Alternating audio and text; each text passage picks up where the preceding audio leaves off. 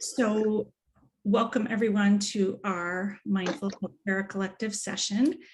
And as we get started, I will let you know that we are going to offer a number of other sessions in the next few weeks based on need and requests and people feeling like this is a particularly difficult time in medicine and in the pandemic.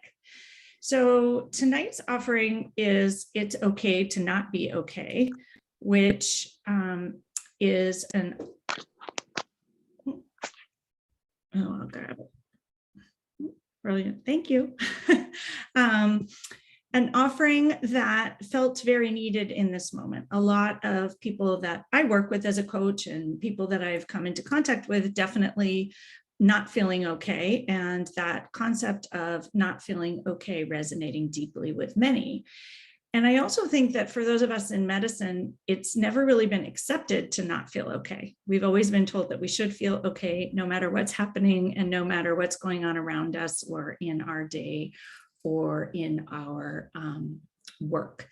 And so just offering that at least here tonight, it's okay to not be okay. And that I would offer that it's okay to not be okay whenever you're not okay. And it doesn't have to be the middle of a pandemic with different variants and strains peaking and lots of challenges to not feel okay, and to accept our humanity and not be okay whenever that may occur. And so there are a number of new faces. So I will just introduce myself. I am Jessie Mahoney, and I am a board certified pediatrician. I worked at Kaiser, or the Permanente Medical Group is what we're technically called as physicians, for almost 20 years. And about 18 months ago, I resigned, actually before COVID, not knowing COVID was coming at all, to switch into mindful coaching and working with physicians on my own. One of my primary roles at Kaiser, actually as a leader, was to work in physician wellness starting back in 2002 when it was not a thing, but it was always my passion. So I am now a certified coach, and I co-host the Mindful Healers podcast, which if any of you don't subscribe and listen to it, I highly recommend. It has a lot of tips on both mindfulness and coaching and on living a life that feels more calm and grounded and aligned. So if you haven't checked it out, I encourage you to do that. I do a lot of sessions here in the Mindful Healthcare Collective, both coaching and yoga, and I teach yoga most Saturdays and would love to have any of you join. It is all levels, and I actually call it's mindful yoga, but it's a little bit of coaching yoga too. So it's a little bit of mindset, and it's really accessible to anyone, especially in your Zoom box, because no one's watching, so you can opt out whenever you need. But if you are not feeling okay, I would say a lot of what I do in yoga is about not being okay and finding ways to feel okay. And when I went back to yoga, I had dabbled in it for years. I went when I was not okay. And this was about 5 or 6 years ago, where I had my own challenges with burnout and some difficult things going on at home, and a couple of big leadership roles and 3 teenagers. And I went to yoga and started just with one breath. And I would offer that tonight, that even starting with one breath can be the first step in changing your trajectory, and that subtle is significant, and one breath can be significant in shifting into a different space.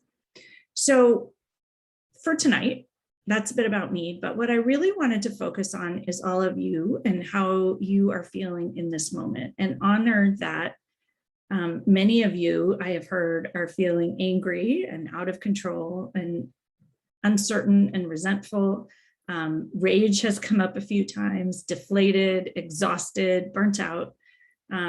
Many people feel ready to quit. And I just want to honor that all of those feelings are okay. I think in medicine, we're not supposed to feel those feelings, and we're supposed to just show up, chin up, stoic, and compassionate in all moments. And so to have compassion for ourselves in this moment, that whatever you're feeling is okay. And for anybody who wants, because I think when we feel not alone, it's helpful if you want to pop in the chat box how you're feeling, whatever those feelings might be. I think that it will provide a bit of relief and community amongst everyone here. So if you want to share that, feel free. And I want to acknowledge as we start that we are all human and we all feel different feelings, and whatever they are, tired, exhausted, is all acceptable, and frustrated, absolutely. And to acknowledge that we're in a really difficult situation. We've never been in a pandemic before. Well, we have for 18 months, but before that, no one who's alive now has been in a pandemic. And no one has been in a pandemic that looked like it was getting better and got worse. And so just acknowledging that whatever we feel is okay. And anger is okay, depression is okay, society's challenges are really overwhelming. And frustration and anxiety, I'm just looking through all of these things and thinking it's almost over. Disbelief, I think, has come up. And so acknowledging that these feelings are all very real, and that when we try to suppress them or resist them or make them go away, that they often grow and build. And that those of you on the call who work with me, when you allow them and let them be and acknowledge that you're really angry and that's okay. And or the other phrase that I think is really helpful is, of course you're angry and worried. Of course you're depressed and angry. Of course you feel burnt out. In many ways, I would say, of course, you feel powerless and helpless. And it isn't to give in and just give up. But when we allow those feelings and accept them, they move through a little bit more easily, and we soften a little bit. And that can feel very empowering in and of itself. And so noticing when we're resisting, and can we just stop resisting for a little bit? We may need to resist often, intermittently for brief periods to feel a little bit of relief, and to know that the effort to not resist is also an effort. And so just giving yourself a little bit of that give and take, or a little bit of that buoyancy as these frustrating feelings come up with all the things that are happening in the world. The other thing is to notice the stories that you're telling about the situation, and are they helpful or are they not helpful? And sorry, I'm just letting someone else in.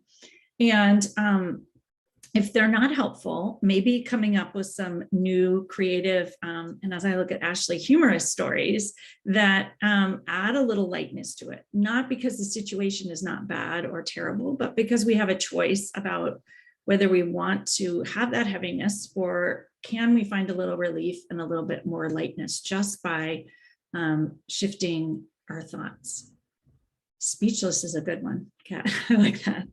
So I wanted to offer a few moments of mindfulness, which I always like to offer at the beginning of these sessions, because I think it helps us be a little bit more spacious and open to new ways of thinking, and because it in and of itself is healing. And so I offer for any of you that wish to join me for a couple minutes of mindfulness, and you can turn off your video if you want, or just close your eyes. No one's really looking at you because the boxes are all small. So whatever you feel more comfortable with. Find a spot wherever you are and ground your sit bones into your seat or whatever you may be sitting on, or for those of you on the East Coast where it's late, your bed. And take a moment to connect with the stability of the earth beneath you, and borrow from it the groundedness and the stable, firm, strong earth underneath. Tilt your pelvis forward and grow your spine long and tall towards the sky. Extend your neck. Notice those bones behind your ears, and you can even use your fingers and stretch them long. Reach the crown of your head towards the sky and drop your shoulders. And if you're comfortable, close your eyes and take in a long, deep inhale through your nose and an exhale through your mouth. And another deep inhale in through your nose into every nook and cranny of your lungs. Fill it all up with nourishing air. And exhale, let a little bit of that resistance go, just a little, nudging it loose, creating a little bit more space. And take in another deep inhale through your nose. And an exhale through your mouth. And bring your left hand and place it atop your heart. Press that heel of your hand into your heart gently, not too firm, just a soft connection to that heart space. Noticing for a moment how you feel, how the heart feels. Is it tight and constricted, heavy? Or is there a little bit more spaciousness there? And breathe in deeply once again into that pocket behind your heart, filling it up with a tiny bit of hope, a bit of acceptance of what is. Whatever feelings you may have, you are human. We are all perfectly imperfect. We and everyone else here in this moment who's showing up in whatever way they may be showing up. Place that left hand atop the right hand atop the left, and take in another deep breath, pressing both hands gently into the heart space, connecting with your own humanity, letting the breath out. And notice that when you don't resist the journey, it feels a little bit more easeful. Sending yourself love and compassion and support and nourishment wherever you may be tonight, in terms of how you feel, in terms of your shifts, in terms of the day, early evening, almost bed. Send yourself kind thoughts. Continue breathing in through your nose and out through your mouth. And I wanted to offer a quote from Mark Nepo, which is, when you stop struggling, you float. What might happen if we chose to struggle here in this moment a little bit less? Stopped treading water. What might happen? Could you flip over on your back and float with a little more ease?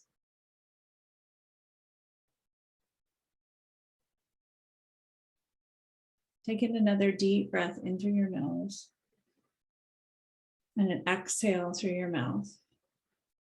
Bring your hands together at heart center. Press your palms together, each finger pad touch.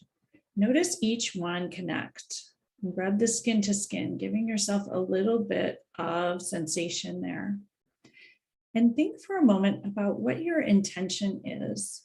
How would you like to show up for yourself in this moment with the world exactly as it is, in whatever role you have, exactly as it is? What would your future self a year from now advise you in how you might show up for this very challenging moment in time, in medicine, and in the world? And hang on to that advice, your future self who has your best interests at heart, as someone who is a healer and who is compassionate and cares so much for the world and everyone in it. Take in a final deep inhale through your nose and an exhale through your mouth. And bring your hands back to your thighs. Open your eyes and just let the light in gently, a soft focus, and notice how you feel. Do you feel a little bit lighter, a little bit softer, a little bit more easeful? And I wanted to offer, before we get into the coaching, a couple of other strategies to help in this moment, because I feel like in this moment, something really specific to grasp onto can be helpful. Some specific tools, phrases, things you can bring with you. And from the coaching standpoint and the mindfulness standpoint, we look at internal resources, and I will give you some tips for internal resources and mindset shifts that you can employ. But I also want to throw out that if you find yourself in a space where that is not enough, and or you really do not feel okay, that there are external resources, and getting help is a strength and not a weakness. And noticing if perhaps you may need to take some time off, you would not be alone in that, that it is okay and you are human, and acknowledging your humanity. Getting help and rest actually allows you to be of more help to others in this moment. And if we don't put on our own oxygen mask first, we can't help all the other people who need our help. And a final thought on getting help, which is professional athletes have trainers, and being a physician in a pandemic is very much like being a professional athlete. You are working in long and difficult environment, and the stakes are not just winning a game, they're often life or death. And so having a support system, whether it be a coach, a therapist, a personal trainer, rest, whatever it is you might need, it's not a source of weakness. And to invest in yourself in this way to help you be there for yourself and for everyone else, I think is a really beautiful gift to yourself. And so can you shift your mindset a bit about this concept of getting help, and tap into whatever help you need, and find those resources, whatever they may be. And if you aren't sure, you feel free to message me or reach out to me, reach out to any of the leaders in the Mindful Healthcare Collective. We're all here to help and committing to help you, and or your hospital may have a employee assistance or something like that that may or may not be helpful. So those would be the external resources. Internal resources would be practicing mindfulness and noticing that even that less than 5 minutes of practicing mindfulness can shift how you feel. And so can you bring some mindfulness into your day, even if it's 5 minutes? It doesn't have to be 45 minutes of intense meditation. It can be 5 minutes of Headspace, Calm, Smiling Minds, any app. I'm very loose and practical with the mindfulness because anything you do is helpful. Nature can also be helpful and healing. Walking can be a form of mindfulness. Whatever it is that can give you some space. And then tapping into the noticing and awareness and non-judgment of wherever you are from the mindfulness standpoint can ease the journey and lessen the struggle a bit. So my first tip would be to pause and be present, which is my favorite tip, but with whatever is, and we've already done that. So listen to your heart and what you need and what you feel would be helpful and kind to you from a place of kindness. And taking at least one deep breath, if not many more deep breaths, probably not at work with your mask and your gear on, but time at home or time in your car before or after work, really nourishing yourself with the breath, knowing that it shifts that parasympathetic nervous system, and that's going to help you ease the journey and lessen the struggle. And then acknowledging that compassion fatigue is real, and the hopelessness and helplessness is real, and burnout is real. And many of the things that people mentioned in the chat box about sort of cynicism, feeling helpless and hopeless and ineffectual, and emotionally exhausted are all symptoms of burnout. And so just to me, when you see it that way, there's less wrong with you. It's about the burnout and it's not you. And how, when you take it outside of yourself, it can be easier to address a little bit less judgmentally. So I offer that. And then create space in whatever way you can. So mindfulness, breathing can create space. Nature can create space. Whatever can give you the space to breathe and be in the moment can be very powerful. We often talk about the space between stimulus and response as being where your power is. And often when we have these feelings that everyone's posting in the chat box and noticing that everyone has those are feelings in which we tend to be reactive. And yet when we react, we often don't end up in the place that we want to. And so what tools can you employ to create a little bit more space?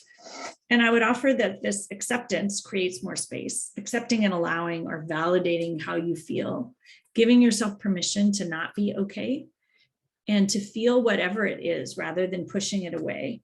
Remembering this concept of what you resist persists, or what you resist grows. There's lots of different ways of saying it. And so Ni Chang actually said this phrase, which I had not heard before, which is, what you feel, you can heal. And so allowing these difficult feelings can actually be the path towards healing. And then moving forward with intention would be the next thought. And so moving forward with intention is essentially where your power is, what you do with that space and that pause. And this is where I like to offer one of my favorite tools that many of you will giggle at, but accept but not like. So here we are in this situation, and we can accept but not like that the pandemic is back, that people are choosing not to be vaccinated, that people are rejecting science, that people are taking over countries and causing harm, and that people are potentially where you are not wearing masks, whatever it might be. We can accept it, but not like it. And the not liking piece is where we get our, I like to say, our snarkiness or our power, a little bit of feistiness back in the situation. And it makes me feel infinitely better when there's something totally out of my control that I can accept, but not like it. And I offer that as a tool that gives you your agency and helps you decide from that space of not liking, how do you want to show up once you've allowed yourself to not like it? And that takes you out of the resistance and into more of a solution, or maybe it's not even a solution, but an action or a thought that's more helpful for you. And then the other offering is to decide that you don't have to be miserable. I think in medicine, first of all, we praise misery and more misery. We often have contests about who's more miserable, and that in residency, we certainly did in terms of call nights. And maybe can you here step out of being miserable and try to figure out what thoughts might make you less miserable. And I wanted to share a thought that came up in one of our book clubs almost a year ago from Rhonda McGee when she was talking about racism and mindfulness. And she said, it's our call to experience joy even as we work for better. And so I'm reminded of that quote in this moment. And so how can you find joy? It's okay to find joy when you're off or when you're with your kids. And that even though all this terribleness is happening around us and we're seeing terribleness anywhere, we can find just small moments of joy. And I don't offer this as emotional bypassing or not acknowledging all those difficult feelings that you may be having. Part of the exercise before was to feel them and allow them, but to just give yourself an out and to know that it's okay, even in the midst of all of this, to find joy. And then asking yourself good questions. I think we often ask ourselves bad questions and catastrophize about all the terrible things that might happen. And why didn't people get the vaccines? And why don't they wear masks? And why can't we convince them? And what's wrong with the world? And instead asking ourselves questions that might be helpful. And so I offer here to potentially, if you want, notice the questions that you ask yourself that are not helpful and maybe throw a few of them in the chat box, because I think they will remind us all of questions that we ask ourselves that send us in a spiral of feeling worse rather than feeling better. And so if anyone wants to share those, I think that it's an opportunity to learn from one another and things that may or may not be helpful.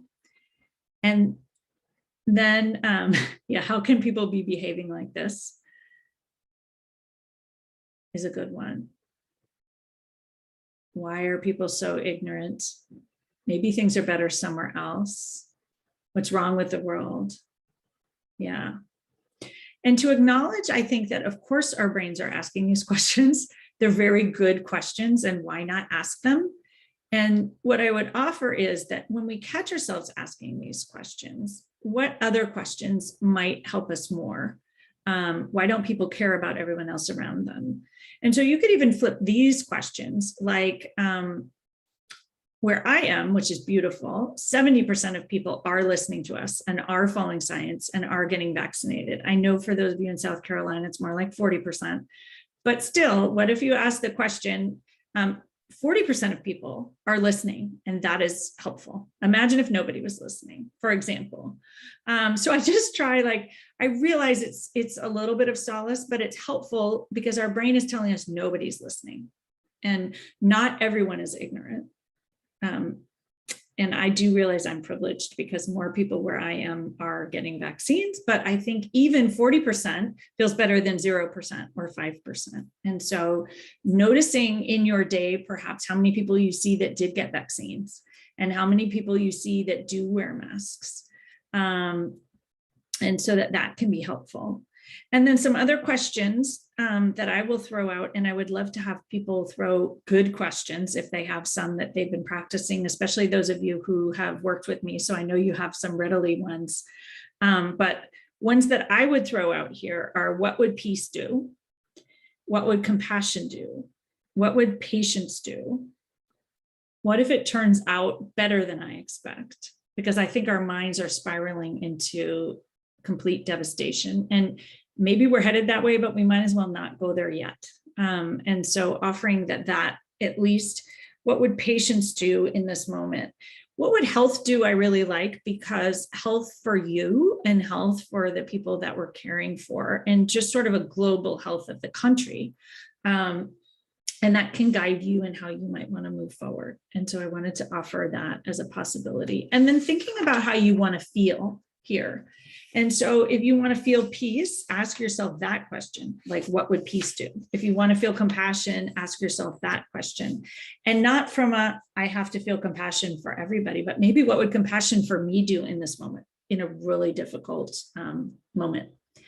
And then the last suggestion is to nourish yourself, which is something I talk about. Nourish yourself with the breath, healthy food, sleep, like fill yourself up with all the good stuff. It's kind of like an immunity badge in Harry Potter. Like, so in thinking about it as nourishing yourself from the ground up, whether you're a tree and you're like just sucking up the water from the earth, or borrowing the earth's groundedness, whatever works for you. It could be practicing mindfulness. It could be yoga. It could be coming together in community like this, or connecting with friends. Connecting with people who are going through things similarly can be really helpful. And that is what I wanted to share. And so